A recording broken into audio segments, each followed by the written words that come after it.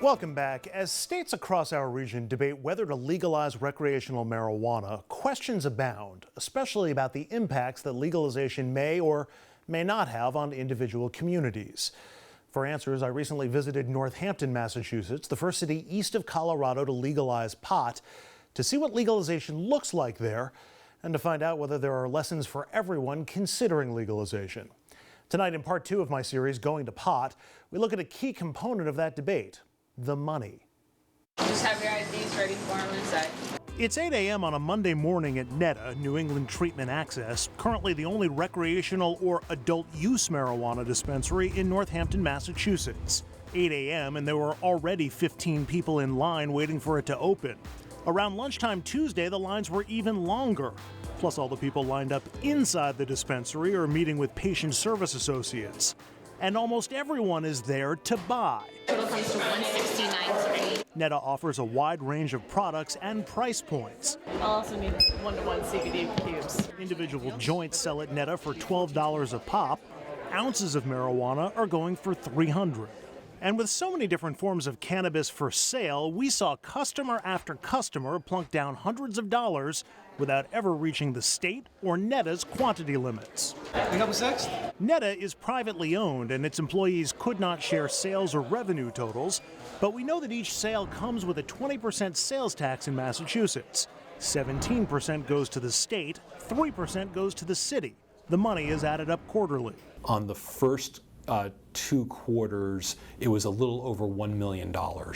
Which means by our estimate, NETA's Northampton dispensary, one of 2 it runs in the state, did about $40 million worth of sales in just its first half year in the adult use business.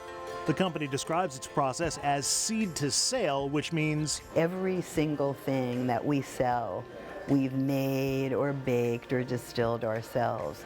To do that, NETA employs 700 people across Massachusetts at their grow and processing sites and their 2 dispensaries. So there are people who are growers. There are people who trim the flower. There are people who make it into distillate. There are bakers. Full-time employees work 30 hours a week and make well above minimum wage. Most of our employees that you're seeing here are full-time employees. And health benefits are available, dental benefits are available. Even though we're a startup, we're pretty soon looking forward to a 401k. People are really interested in this as their field. NETA also does business with a slew of other businesses. The people who make what NETA needs to grow cannabis, from the lights and planters to irrigation and watering systems. That also includes the companies that make their vaporizer cartridges, the chocolate they infuse with cannabis, the papers they use for their joints, and all the packaging materials. Multiply that by all the dispensaries in the state, and it's clear an industry is forming, an industry both welcomed and needed. Many of the industries in Western Mass, we had enormous mills that made paper. You know, GE was here, and now instead of being empty mills, they're starting to be filled with plants growing.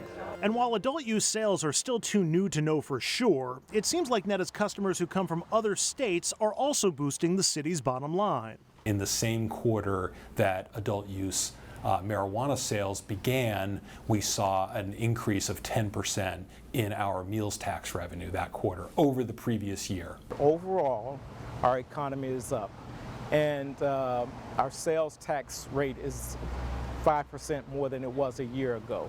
Our hotel rates are up 7% versus a year ago, and we're beating the national average. The biggest boost has been to businesses near the dispensary, even those that sell their own adult products. Business has definitely increased. We can definitely see an increase in sales, and overall just steady, and yeah, they've been great neighbors.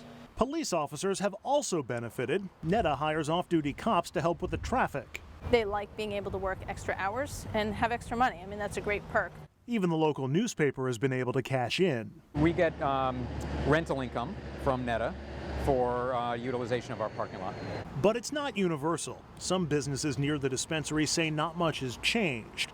And while we know restaurants in the downtown area, a little over a mile away, are overall doing more business, For other downtown shops, the anticipated marijuana boom has been both hit We certainly have seen business increase. It did increase our business up by a little bit. and miss. It's a little disappointing. I did think we'd have more of an uptick. There hasn't been a big noticeable change. As for the city's bottom line, there has been a big change, even though it's not noticeable yet.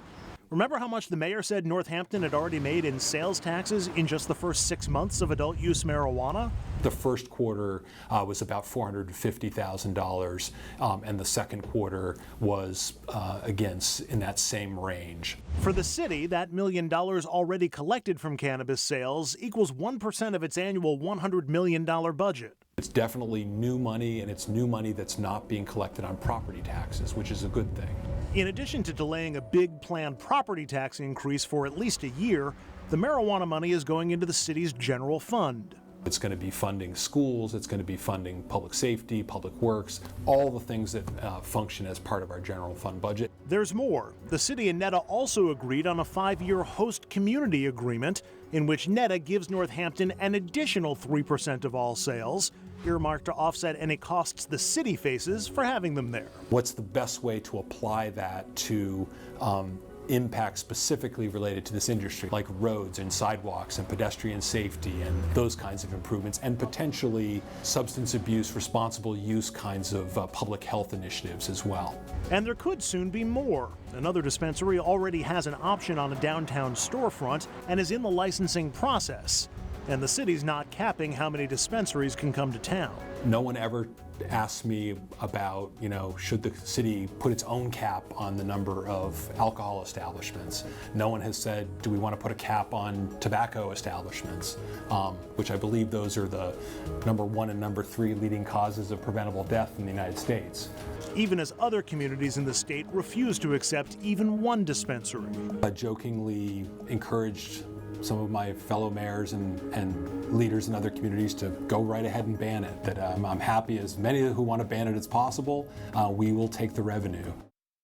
My series continues tomorrow night here on RFL as we tackle another big question about legalization, crime and quality of life concerns. Has the city, for lack of a better term, gone to pot in more ways than one? That's tomorrow night right here on RFL. Up next tonight on RFL, the 2020 Democrats are slamming the president over guns, immigration, white supremacy, and more.